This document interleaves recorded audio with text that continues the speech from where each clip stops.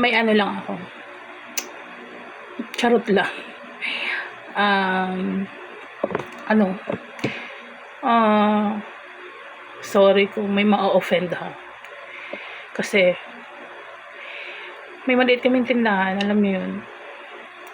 Naobserbahan ko sa mga kabataan, yung elementary naiintindihan ko pa eh, pero yung mag-high school, lalo na yung mga grade 7 to 12, na ultimo 50 pesos, hindi marunong alam kung magkano sukli nila. For example, bumili ng, itong isa, bumili siya ng kanton, 2 kanton, na tig 18. Tinanong ko, ano, kasi alam ko naman na hindi siya nagkukwenta. Sabi ko, hoy, magkano yung kanton mo? 2 18 yan. Ay, 31 daw. Sabi ko, bilangin maigi, wag kang gumamit ng calculator.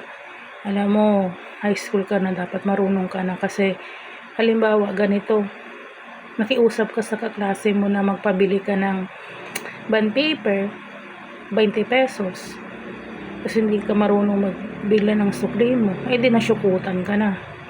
So, dapat you are aware sa mga sukli ng pera. Pero hindi ko naman sinabi sa iyo na sauluhin mo lahat ang multiplication table. Ganun ang sabi ko.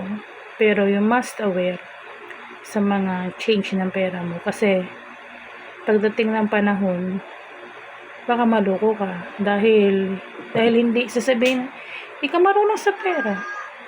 Kaya yun. Hindi naman mali ng teacher yun, di ba?